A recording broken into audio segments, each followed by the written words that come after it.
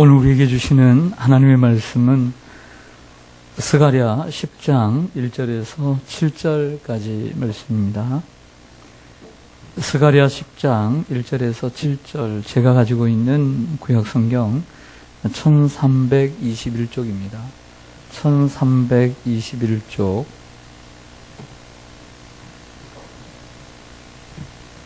스가랴 10장 1절에서 7절, 제가 먼저 읽겠습니다. 봄비가 올 때에 여호와 곧 구름을 일게 하시는 여호와께 비를 구하라. 무리에게 소낙비를 내려서 밭에 채소를 각 사람에게 주시리라.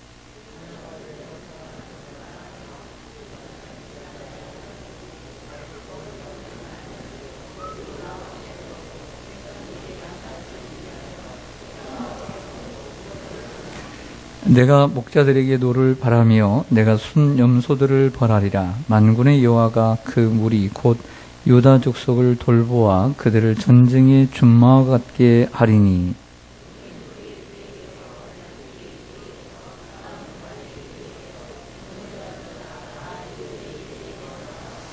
싸울 때에 용사같이 거리의 진흙 중에 원수를 밟을 것이라. 여호와가 그들과 함께 한즉 그들이 싸워 말탄 자들을 부끄럽게 하리라.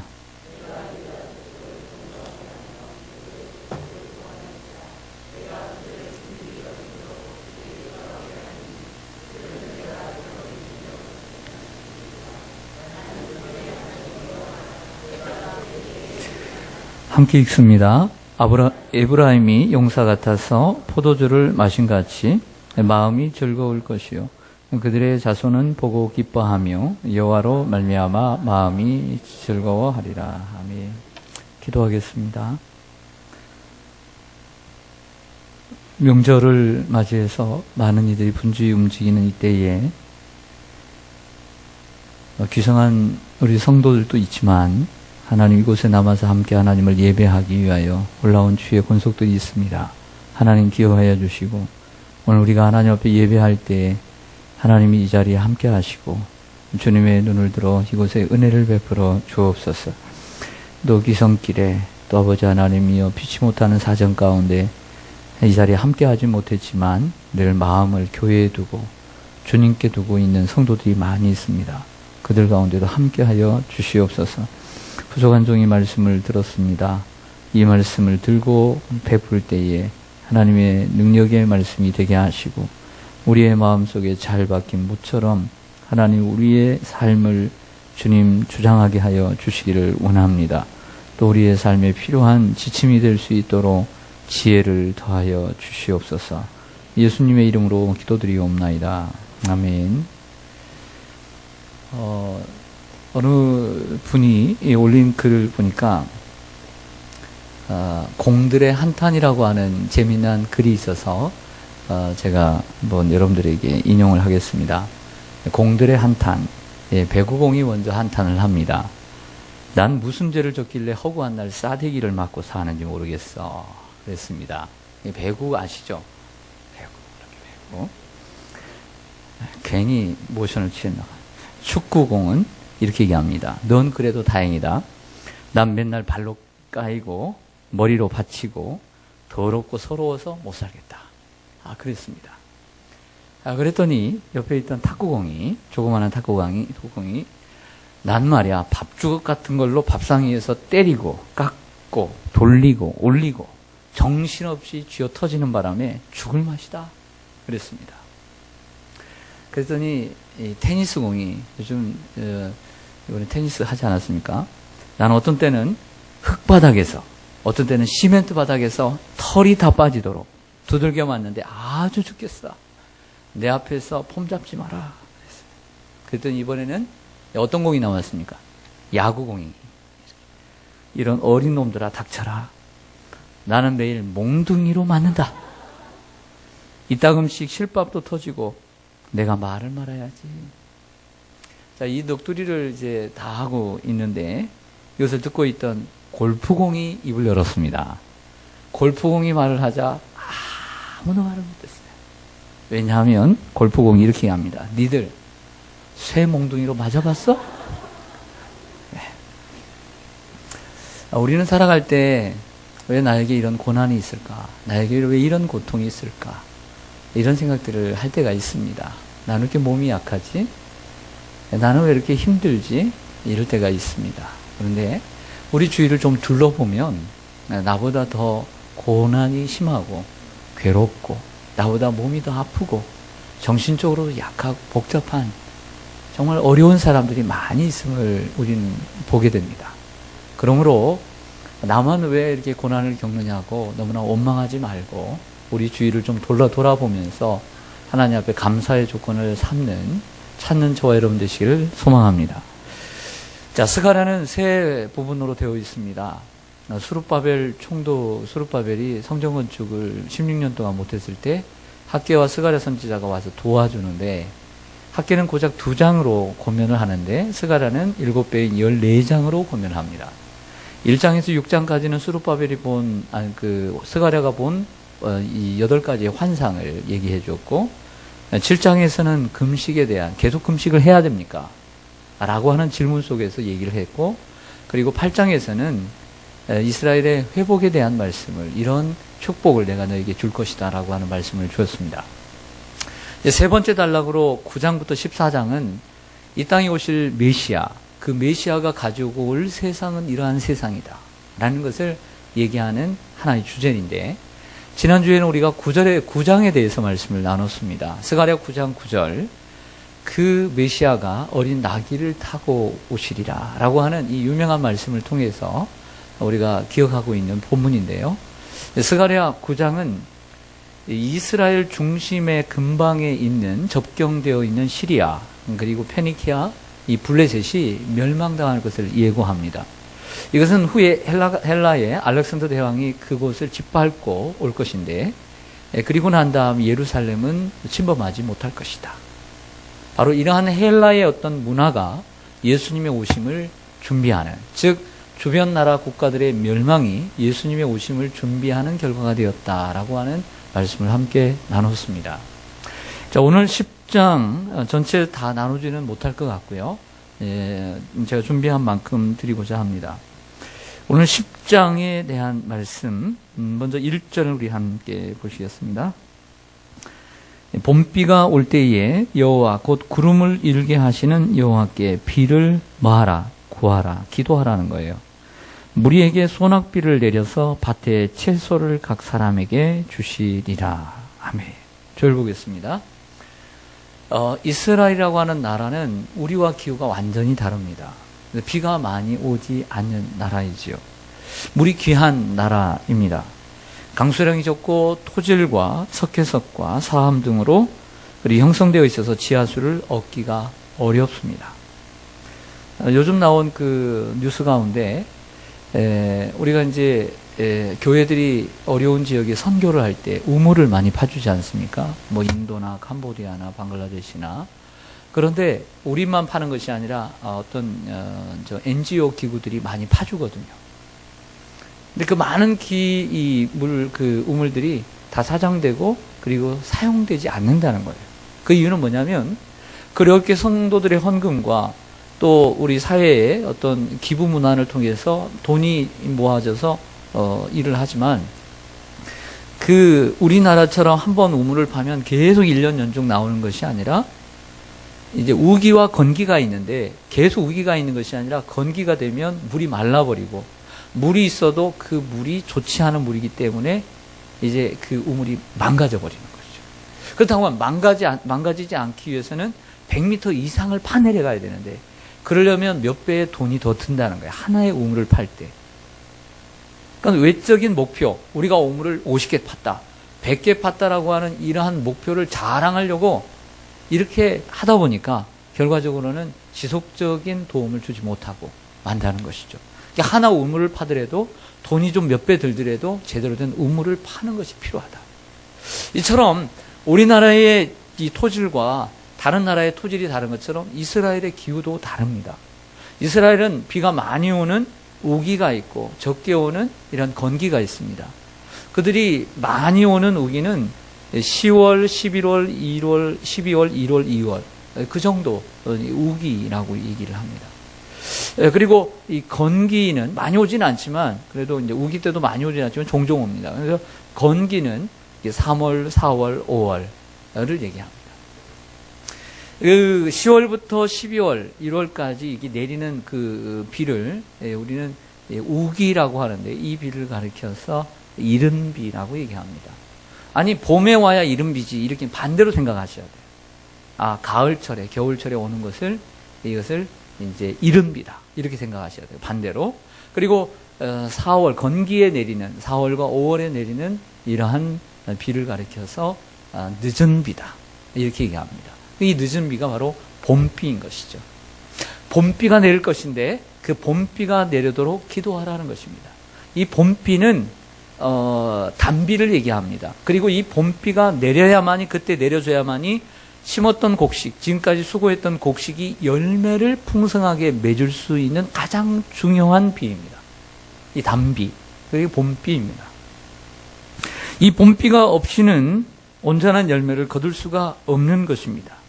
늦은 비, 즉 봄비가 내리는 때는 자연의 결실기를 나타내는 때입니다. 하지만 영적으로는 바로 이 봄비가 내리는 때, 봄비가 내려달라고 기도하라, 구하라 라고 했습니다. 이는 바로 은혜의 단비, 그리고 혹은 구원의 때를 의미합니다. 즉 예수 그리스도께서 오심으로 그 은혜가, 그리고 그 구원이 임하는 그 때가 오도록 기도하라 라고 하는 것을 말씀하고 있는 것입니다. 봄비가 내려야 열매를 맺을 수 있습니다. 농부가 아무리 열심히 밭을 갈고 땅을 파고 수고를 해도 하늘에서 비가 내려야 될 때 적기에 내려줘야만이 결실을 할 수 있는 것입니다. 여호와께 비를 구하라 했습니다. 오늘 1절에. 그랬죠? 여호와께 비를 구하라 했습니다. 우리는 성도들은 기도의 특권을 가지고 있는 줄로 믿습니다. 예수님께서 말씀하십니다. 구하라 그러면 주실 것이요, 찾으라 그러면 찾을 것이요, 문을 두드리라 그러면 열릴 것이니라. 환난당한 자가 있느냐 기도할 것이요 라고 했습니다. 병든 자가 있느냐 교회에 내놓고 기도할 것이다. 환난 날에 나를 부르라, 내가 너를 건지리니 내가 너를 영화롭게 하리로다. 우리는 기도해야 될 줄로 믿습니다. 열왕기상 18장 41절 이하에 보면 엘리야가 아합에게 이르되 올라가서 먹고 마시소서, 큰 비의 소리가 있나이다. 아합이 먹고 마시러 올라가니라. 엘리야가 갈멜산 꼭대기로 올라가서 땅에 꿇어 엎드려 그의 얼굴을 무릎 사이에 넣고 그의 사환에게 이르되 올라가 바다 쪽을 바라보라. 그가 올라가 바라보고 말하되 아무것도 안 보입니다. 다시 올라가라. 네, 안 보입니다. 7번까지 올라가라 라고 했습니다. 7번째 이르러서는 그가 말하되 바다에서 사람 손만한 작은 구름이 일어나나이다. 이르되 올라가 아합에게 말하기를 비에 막히지 아니하도록 마차를 갖추고 내려가소서 하라 하니라 보였습니다. 여러분, 엘리야는 북이스라엘의 선지자로서 하나님의 심판을 말씀하시기 위해서 기도할 때 3년 6개월 동안 비가 오지 않았습니다. 그러나 때가 되어서 하나님께서 비를 주시라고 말씀했지만 기다리지만 않고 갈멜산에 다시 올라가 이 머리를 무릎 사이에 넣고 기도를 합니다. 한참을 기도하고 난 다음에 사환을 불러 저 바다 쪽을 바라보아라. 바다 쪽에 가서 비가 올 기운이 있는지를 봐라 라고 했습니다. 아무것도 보이지 않습니다 라고 합니다.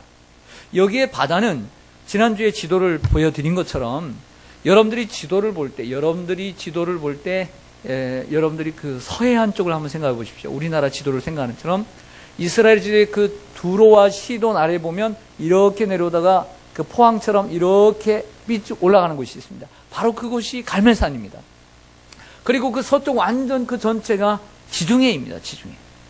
홍해는 저쪽 아래에 있습니다. 그러니까 홍해는 상관이 없는 거예요. 여기에서 바다 쪽을 바라보라는 것은 지중해를 얘기하는 거예요. 지중해. 그 지중해 쪽을 바라본 것이죠. 아무것도 보이지 않습니다. 날이 너무나 맑습니다. 그러나 또 기도합니다. 또 가서 보아라. 7번까지 가라는 것입니다. 그러자 손바닥만한 것이 구름이 보이기 시작하더니 그 구름이 비구름을 몰고 비를 몰고 온 것입니다. 사랑하는 여러분, 주님께서 우리에게 은혜의 단비를, 봄비를, 구원의 봄비를 약속하셨습니다. 그러나 약속하셨지만 우리가 가만히 있어서는 안 되고 우리가 그것을 기대하고 구해야 될 줄로 믿습니다. 구약의 성도들이 초림의 예수님 메시아를 기다리고 가만히 있지 않았습니다. 기도했습니다. 재림의 예수님 분명히 오십니다. 믿습니까? 그러면 어떻게 해야 됩니까? 그냥 기다려야 됩니까? 기도해야 합니다. 그때가 빨리 오기를 기도해야 합니다. 봄비가 오도록 기도해야 합니다. 할렐루야. 하나님 우리에게 약속해 주신 것, 우리가 말씀을 읽다가 말씀을 듣다가 하나님 우리에게 응답해 주신 것이 있습니다. 말씀 붙잡은 것이 있습니다. 가만히 있으면 안 됩니다. 그 말씀을 붙잡고 기도해야 합니다. 기도할 때 내 것이 될 수 있는 것입니다. 기도를 포기하지 마시기를 바랍니다. 은혜의 단비가 내려도록 우리는 기도해야 합니다. 구원의 단비가 내려도록 우리는 기도해야 합니다. 성령의 단비가 내려도록 우리는 기도해야 합니다. 부흥의 단비가 내려도록 우리는 기도해야 합니다. 하나님 우리에게 은혜의 단비를 내려 주시옵소서. 우리 교회에 은혜의 단비를 부어 주시옵소서. 내 가정에 구원의 단비를 부어 주시옵소서. 하나님 내 심령에 성령의 단비를 부어 주시옵소서. 이 나라 이 민족 가운데 구원의 단비를 부어 주시옵소서. 우리는 이 비를 구해야 될 줄로 믿습니다. 같이 2절을 보시겠습니다. 제가 읽겠습니다. 드라빔들은 허탄한 것을 말하며 복술자는 진실하지 않은 것을 보고 거짓 꿈을 말한즉 그 위로가 헛됨으로 백성들이 양같이 유리하며 목자가 없으므로 곤고를 당하나니. 아멘. 할렐루야. 저를 보겠습니다. 가장 기초는 하나님 말씀입니다. 그러니까 하나님 말씀을 기억을 하고 말씀을 드려야 됩니다. 그냥 제가 헛된 그냥 제 생각에 이야기를 하는 것이 아니라 하나님 말씀을 기초로 그 말씀을 풀어가는 거예요. 그리고 적용해가는 거기 때문에 여러분들은 한 번 읽어도 이 말씀이 무엇인가를, 그리고 또 잊을만 하면 다시 보십시오. 그리고 이거 이런 말이 있구나. 왜 갑자기 봄비가 올 것이다. 그래서 그 봄비를 구하라고 해놓고서 왜 갑자기 드라빔이 나오고 복술자가 나올까? 의아합니다. 그리고 지금 돌아와서 포로기관에서 하나님을 잘 섬기는 자들에게 왜 드라빔을 얘기하고 복술자를 얘기할까요? 이해가 가진 않지만 한번 좀 생각해 보기를 원합니다. 드라빔이란 가정의 수호신을 가리킵니다. 드라빔의 크기는 우리 사람만한 크기가 있습니다. 사람의 모양으로 만들어진 것이 드라빔입니다. 그래서 사람의 크기만한 것도 있고 손바닥만한 것도 있습니다. 예를 들어서 창세기 31장에 보면 야곱이 외삼촌인 라반의 집에서 20년을 일하고 그리고 그 속임수를 당했습니다. 늘 자기는 속이는 자였습니다. 아버지를 속이고 형을 속이는 자였어요. 그런데 외삼촌 집에 가니까 자기보다 더 잘 속이는 사람을 만났어요. 외삼촌을 만났어요. 먼저는 아내를 라헬을 사랑해서 라헬을 달라고 내가 7년을 일하겠다라고 했는데 그걸 속여요. 어떻게? 눈 뜨고 속은 거예요. 한밤을 잤는데 언니가 와 있는 거예요. 레아가. 웬일이에요. 세상에 이렇게 속일 놈이 있어. 어떻게? 외삼촌이라도. 나도 그런데 속이고 살았는데 나보다 더한 놈이 있는 거야. 이런 놈이 어디 있어요? 그리고 얼마나 열심히 일했어요. 일했는데 10번을 속였어요. 10번을. 주겠다, 이만큼 주겠다라고 했는데 10번을 속였어요. 세상에 이럴 수가 있어요. 그러면서 뭘 느꼈을까요? 자기를 발견한 거죠. 내가 이처럼 아버지 속이고 형 속이고 사람들 속이면서 살았는데 그 속인 사람의 속임을 받은 사람의 마음이 얼마나 아팠을까? 내 마음 같았을 것이다. 그 마음을 알게 된 것이죠. 그러면서 그가 찾았던 것은 하나님밖에 없었던 거예요. 할렐루야. 하나님을 찾아야 될 줄로 믿습니다. 사랑하는 성도 여러분, 거기에 이제 돌아올 때에 라헬이라고 하는 사랑하는 아내가 아버지의 집에 있는 가정의 수호신 드라빔을 훔쳤다는 얘기 아시죠? 그래서 낙타에 앉았는데 그것을 뺏으러 온 거예요. 어딨냐 그랬더니 내려오라고 수색을 하는데 내가 지금 뭘 하기 때문에 내가 지금 내려올 수가 없다. 그렇게 해가지고 그 드라빔을 가지고 가지 않습니까?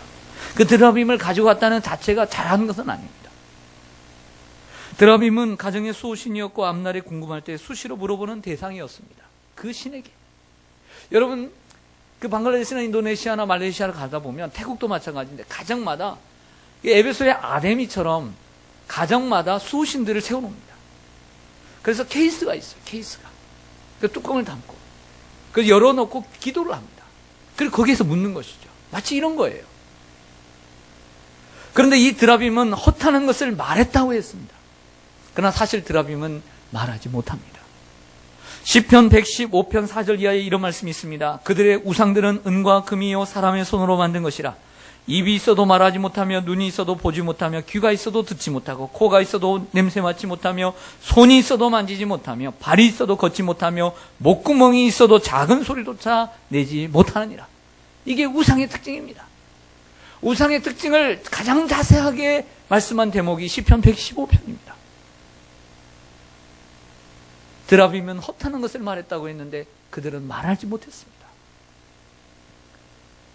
복술자는 점치는 자들을 의미합니다.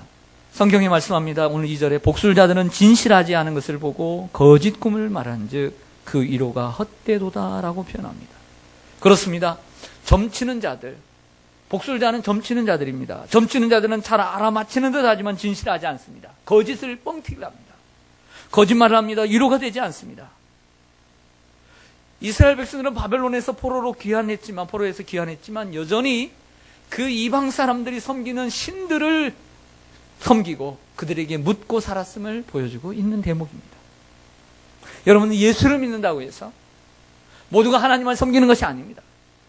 예수를 믿는 그리스도인들 가운데 얼마나 허탄한 데 가서 묻는지 모릅니다. 점을 치고.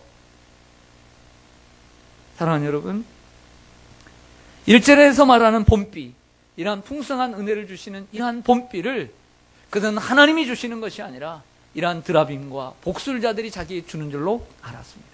하지만 그들이 주는 것이 아닙니다. 우리의 삶의 풍성한 은혜의 단비는 우리 하나님만이 주실 수 있는 것입니다. 사랑하는 성도 여러분, 우리 가운데도 하나님을 믿으면서 여전히 과거에 믿고 섬기던 우상에게 절하는 이들이 있습니다.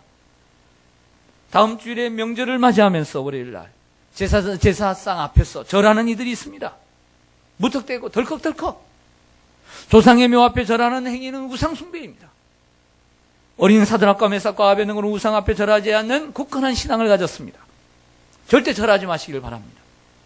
또한 철학관이나 점쟁이에게 찾아가 미래를 예측하는 것도 우상 숭배입니다. 또한 사주팔자나 길거리에 타로를 치거나 보거나 연초에 토정비기를 보는 것도 우상 숭배입니다. 이산 날짜나 결혼 날짜를 점을 통해 사주팔자를 통해서 정하는 것 또한 하나님께서 기뻐하시지 않는 것입니다. 또한 우리의 가족과 친척 그리고 나라 가운데도 아직도 우상을 섬기는 이들이 너무나 많습니다. 제사하는 이들이 너무나 많습니다. 죽은 신에게 귀신이 돌아와서 뭘 먹는다는 것입니까? 살아있을 때나 잘하지. 죽어서 뭘 먹습니까?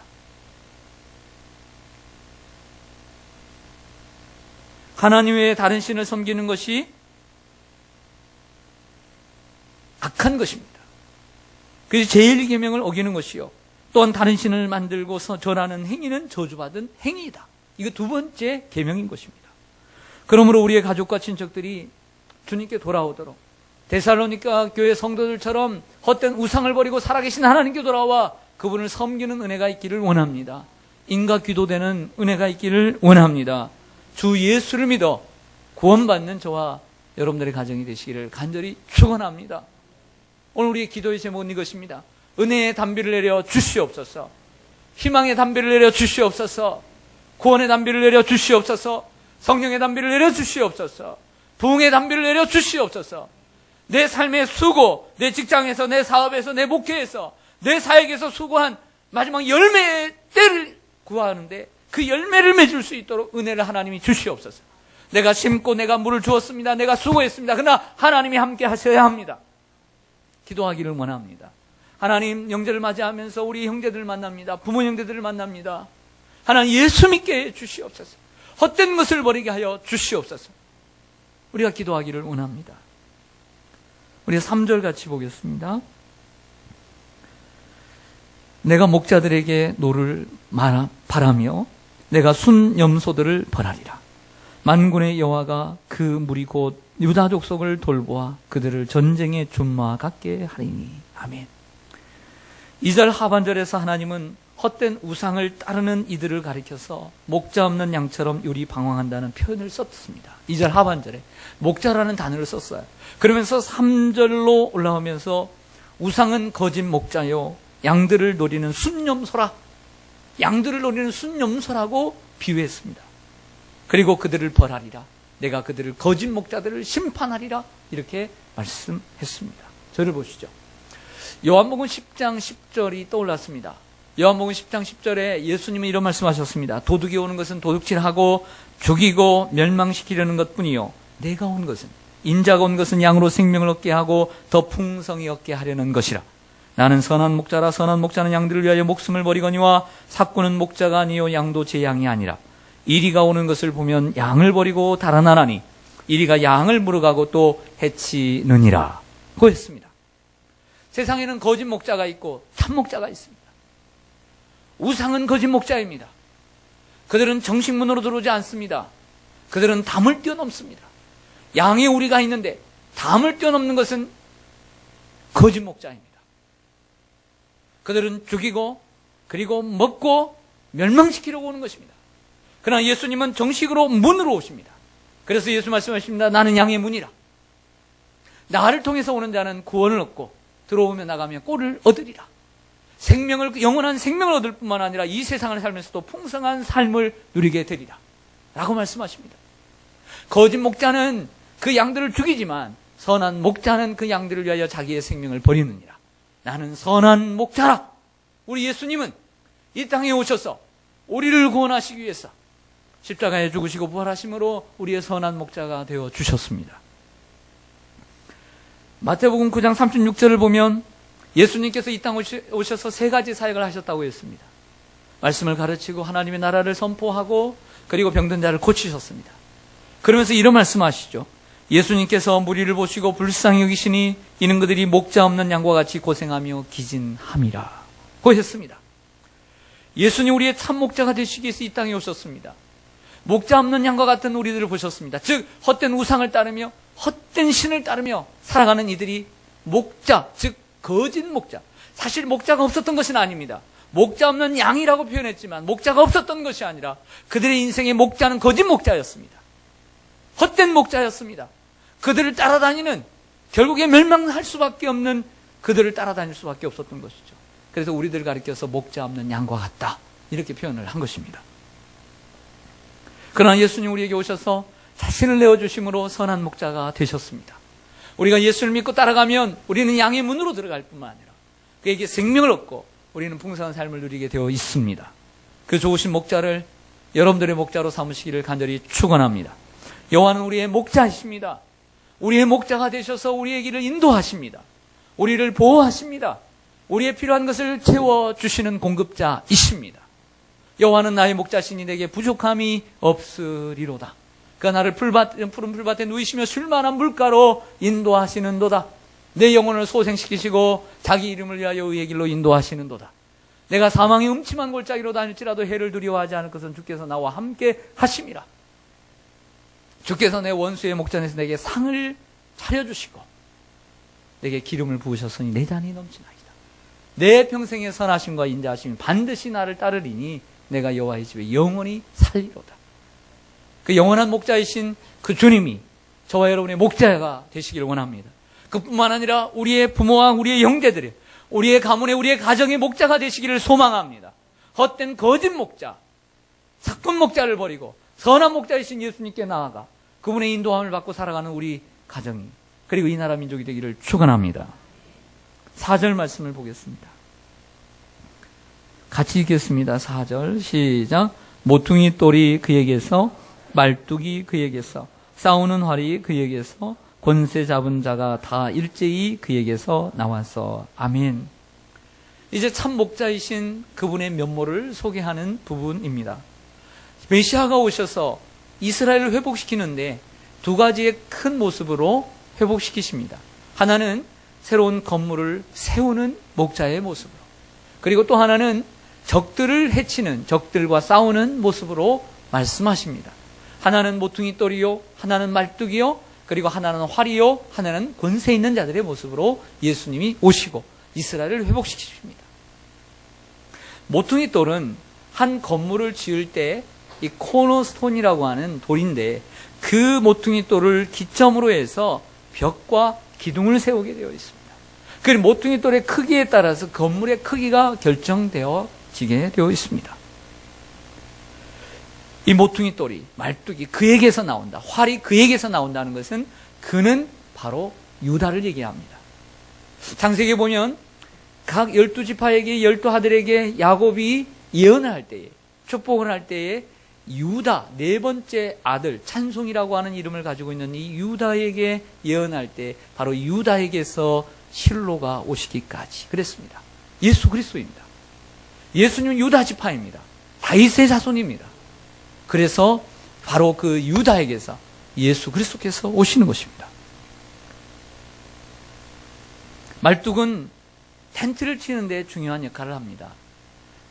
요즘 한때 여름에 휴가를 갔을 때 한때 붐이 최근에 펜션 콘도보다도 텐트 안에서 자는 것이 붐이 일어난 적이 있습니다. 생각나시죠? 아마 그 TV의 영향이 많이 있었습니다. 오늘도 보니까 그 마라도 남단에 그 한 6학년 학생이 초등학교 졸업을 했더라고요. 그래서 그 뒤에 아이가 없어서 휴교가 됐어요. 다음에 아이가 생기면 분교가 또 시작된다고. 그 아이도 어떻게 유명해졌습니까? TV를 통해서 유명해진 거거든요. 이 TV의 영향력이라는 게 대단히 큰 것 같아요. 그래서 TV에 좋은 사람들이, PD들이 많이 세워져야 돼요. 그래서 한때 텐트를 쳐서 저희도 한번 여름 휴가 때 그 처갓집이 참 좋아서 그 골목에 들어가서 텐트를 하고 하나 이렇게 쳐가지고 있었습니다.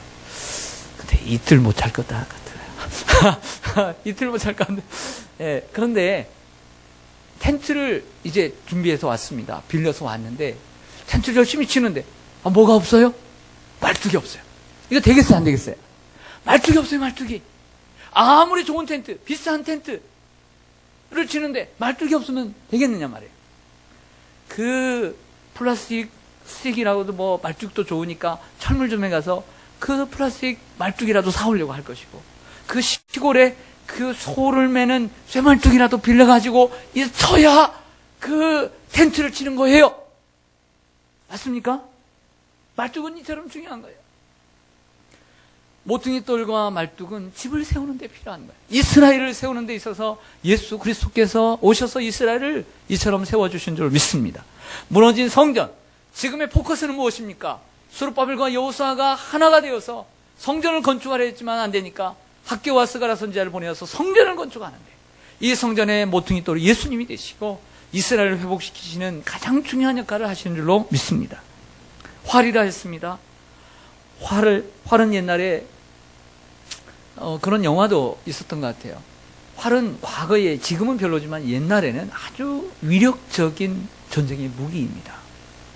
이 활이 나와서 적을 무찌르는 거예요. 우리 주님이 오셔서 메시아가 오심으로 이 지역의 이 근접한 큰 대국들을 대적해 주신다는 역사를 말씀을 해주고 있는 거죠. 또 권세 잡은 자가 오리라 그랬습니다. 권세 잡은 자들이란, 옛날에 우리가 권세 잡은 자 하면 부정적으로 부정부패하고 또 부정축제하고 힘없는 사람들을 괴롭히는 사람들이 연상이 되지만, 여기에 권세 있는 자들은 긍정적인 표현입니다. 권세 잡은 자들은 영적 부흥을 일으키는 이러한 권력자들을 하나님께서 보내주실 것이다. 부흥의 시기에는 하나님께서 인재들을 많이 보내주시는 줄로 믿습니다.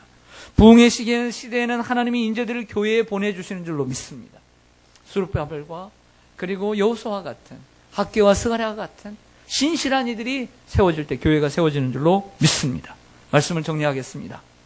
참 목자이신 주님께서 우리의 교회에 모퉁이 돌이 되십니다. 그래서 우리의 정체성을 가르쳐 주시고 흔들리지 아니합니다. 주님께서 우리 교회의 말뚝이 되어 주셔서 우리 교회를 지탱해 주십니다. 주님께서 우리의 활이 되어 주셔서 우리의 대적과 싸우십니다. 주님께서 우리 교회에 귀한 인재들을 많이 보내주셔서 교회의 부흥을 이끌어 주실 줄로 믿습니다. 그리고 여러분들이 이러한 교회의 주역들이 되시기를 주님의 이름으로 간절히 축원합니다. 아멘. 기도하겠습니다.